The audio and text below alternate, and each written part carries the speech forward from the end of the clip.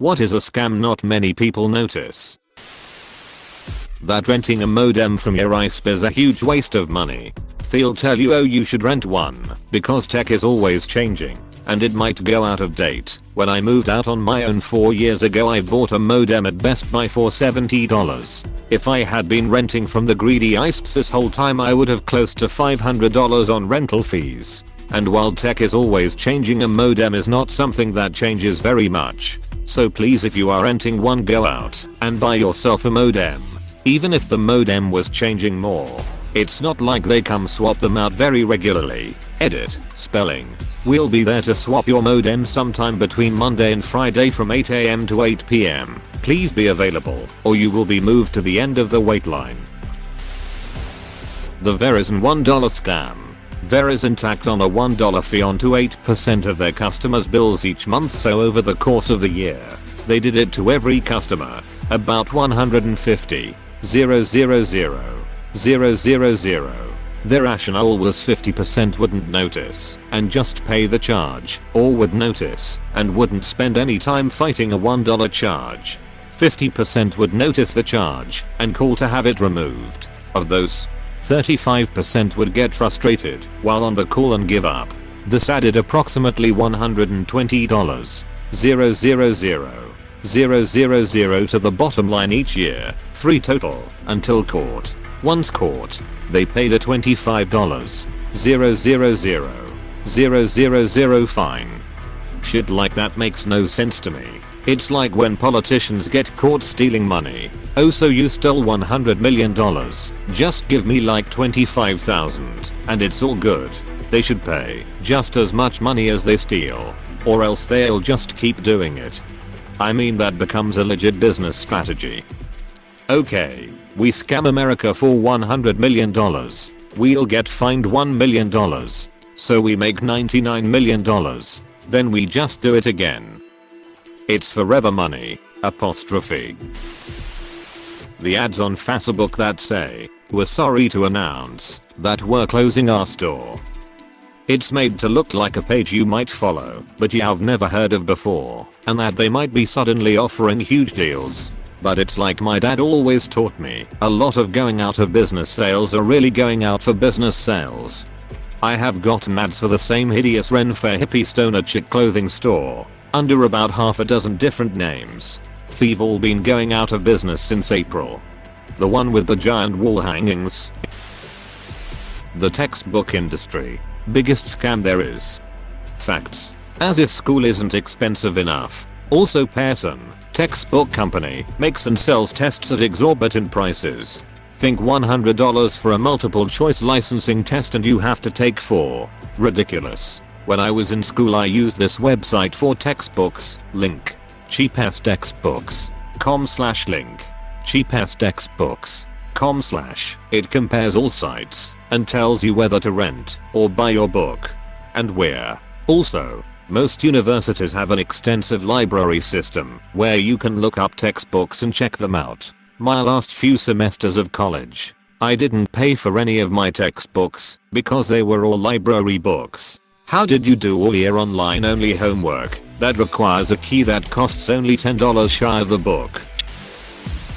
FASA book surveys. Something like which frozen character are you, tricks users into giving out answers to common security questions.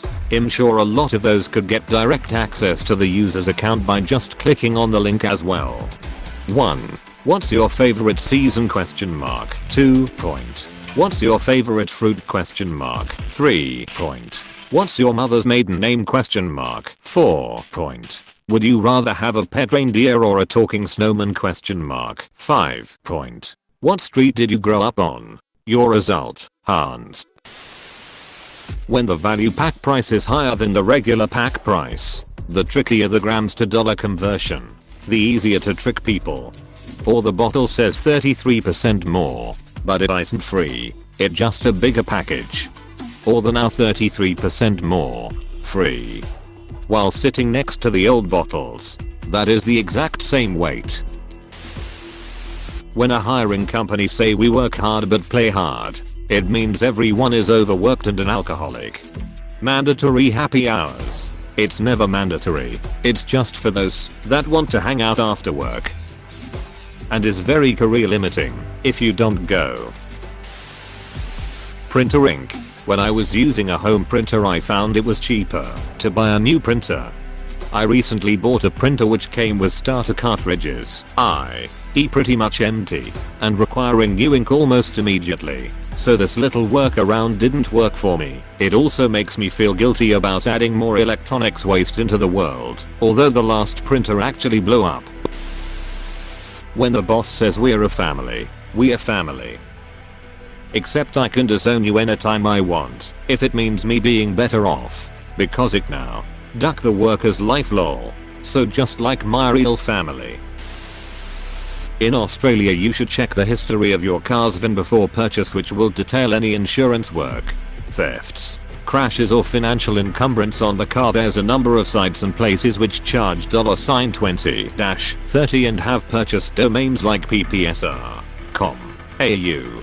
They also go hard on Google advertising and site development, so they rank higher in searches, even if you know exactly what you're looking for, and look more genuine than the gov site. The fastest, cheapest and most secure way is through the government site ppsr. Governor. AU. It's about $3. The other sites do not give you extra information and are slower. They literally just order the gov ppsr and repackage it. You can also check registration expiry free online. When someone is loitering at a gas station and gives you a sob story about needing money for gas. I got a sob story once. Usually I just say no. This guy was actually asking for gas, not money. Said he was heading somewhere and needed just a bit of gas. I told him to show me his gas gauge. Sure enough he was on E. So I put $15 in his tank. He seemed thankful and drove off. He was either on the level or very serious in the details of his scam. The fact that he drove off tells me you helped him out. I've been in that situation a couple times before where I had either let my husband borrow my debit card or I'd forgotten it in another purse. Luckily I keep a few bucks in my center console so I could fill up a gallon to get home. But I've been close to needing to either call and ask someone for help or just ask a random stranger for a few dollars. Being genuinely low on funds happens. Unfortunately, people have ruined the trust game because they've turned an innocent request for help into an actual way to dishonestly take money from strangers. Funerals. People often want to buy more expensive coffins to honor their loved ones, and in turn the company's selling them profit. My dad literally wanted an old pine box. He told my mom that constantly. When my parents were picking out a coffin for my grandmother, he gasped L. There it is. The old pine box was in a corner, covered in cobwebs. My mom replied, Patrick, your family will never forgive me if I put you in that. His family all found it hilarious. When he did pass, my mom got him something simple, but not a pine box. Why not get what he asked for? I'd be content with my lifeless meat being tossed in a shallow ditch /view 200D. Somehow people forget, or at least somehow still fall for, if a job requires you to spend money consistently, it's not a job. It's a scam. My god. I've been buying notebooks and whiteboards and rugs for my classroom for years. Teaching is a scam. Kinda seems like you should be given funding for that. So yeah. You getting scammed.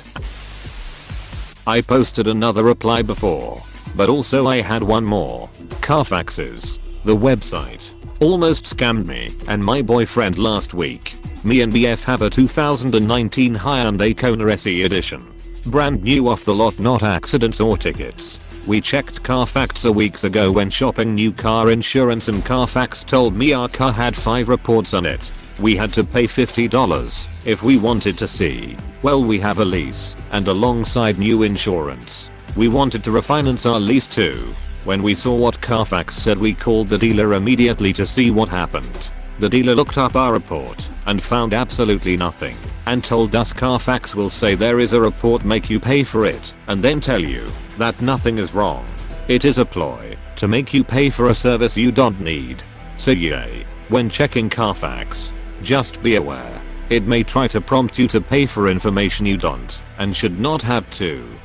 You can buy Carfax reports for any car on eBay for like $3 a pop. And the sellers deliver within minutes.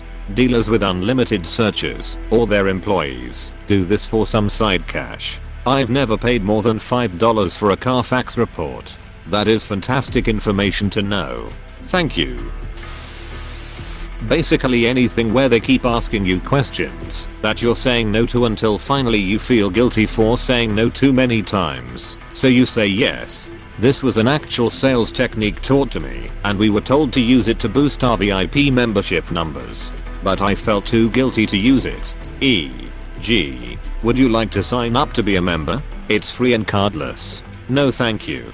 Maybe another day. Are you sure? You're going to get a lot of points from what you're buying today. Nah, those points never lead to anything. Actually ours lead to a discount voucher.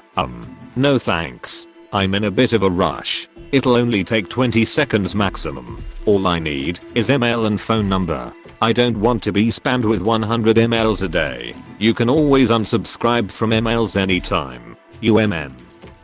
Oh alright. Apostrophe. Jokes on them. I like saying no. That shop with the closing down sale that's lasted years. They ain't never closing down. I knew a furniture store that did this. Their lease ended in 3 years and they were like duck it. So they had a 3-year closing sale and, just when people were really getting to this point, they actually closed. Long distance charges by the phone company. Roaming charges in general. I can sort of understand if you're calling to / from another country. But it really shouldn't cost extra to phone someone from the other side of the state / province. Toilet paper rolls decreasing in width every year. Same cost but you get less paper. Shrinkflation. Every company does this. It's the tried and true method as it's mostly psychology. A person won't realize the product is slightly smaller. They will realize if the price goes from $9.99 to $10.99. Tuna is a great example. Take a look at old recipe books from before the 1980s and you'll see they assume a can of tuna is 5 ounces. You can't buy that size anymore because they are now 5 ounces. Even Tuna Helper had to change the recipe on the box to say either put in 1 or 2 cans depending on your preference. Paying full price for tuition for Zoom classes this fall. The wellness industry that promotes things like detox and other scams. There are many. It's a multi-billion-dollar industry. So much this. I had a friend say he was talking stuff to help cleanse him, and it was really expensive. I asked him what it was cleansing. He couldn't answer. He had no idea what was in it, or what it was supposed to do. I pointed out that his organs cleanse, kidneys, liver, and that this stuff is a scam, and didn't do anything. On top of that, it could potentially be harmful since you have no idea what's in it, and a lot of that type of product isn't regulated. It's a crazy waste of money. Eat properly and you will be fine. Totally. If your kidneys and liver don't cleanse and detox you, go to a hospital. Casinos. Yes, I know. It's supposed to work that way, but it seems people really think after a while you're gonna hit it big and it'll all even out. I've done it enough to know it's purely entertainment. It's just a matter of how much you're willing to pay for that adrenaline rush. People need to learn to look at it differently. You are not playing to win money. You are playing for the entertainment and the small chance to win money. I play for the free drinks with a chance to lose money. Way I look at it is, if I spend the same as going to bar at a casino, my odds of winning money at the bar are 0. Reddit awards. Why can't we use our karma to get some? Actually, karma coins awards is a good idea, but then there will be a lot more karma whores there. Fear testing the opposite, where you get karma from buying awards. Actually, which sounds abysmal to me. Companies like Ticketmaster with their ridiculous service fees for online transactions. Oh, and then, when your concert is cancelled, they refuse to give you back your $250. Duck StubHub. Amount of toothpaste. The amount in advertisements is misguiding. It's too much. Therefore more consumption, and in turn more sales. A pea-size amount should do the job. I realized this with a bunch of other products too. Starting with face wash. It was like a eureka moment, honestly. I used a small pea-sized amount of face wash and still, my face was clean. Beware of pickpockets signs in touristy areas. It triggers an individual to reflexively check their pockets, allowing observant pickpockets to know where your wallet is. Similarly to this, in public transport a pickpocket will often throw or place an empty wallet on the floor, then point it out and ask if anybody lost a wallet. You instinctively check your pocket to make sure it's there. A good pickpocket will memorize 8 to 10 people, their hand placement, go to work, and leave on the next stop with 4 or 5 more wallets more than they had when they got on. Has anybody lost their wallet? Makes eye contact and checks crotch. I work in a store. It's a small scam, but when people pretend not to have enough money at the checkouts it's annoying. I don't mind helping out if you're legit short money, but I don't like being taken advantage of. Also, how stupid did this one lady think I was one day? She said she didn't have enough, but I could see more money in her other hand, which she suddenly found when I suggested putting something back instead. Back when I worked at a bookstore/cafe, the people who would hassle me the most about the price of something or coupons almost always paid with either an Amex Black Card, a $100 bill, or had a giant wad of cash in their wallet. Once had a guy who, just like with you, told me he didn't have enough money to buy some book and just stared at me. I told him too bad, in the nicest way I could, and he kept saying things like, damn man, I really wanted this book. There has to be a way I could get this. I didn't cave, because I had no intention of losing my job for this random stranger. Finally he gives up, and pulls this huge wad of 100s out of his pocket and pays. Duck that guy. Life coaching.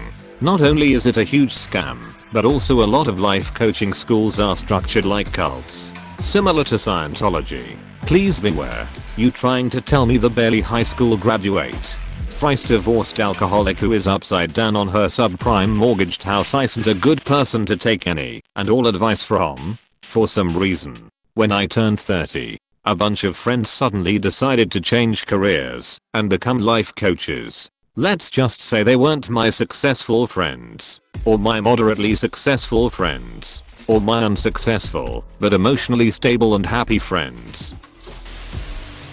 Hey, thanks for watching, and don't forget to subscribe.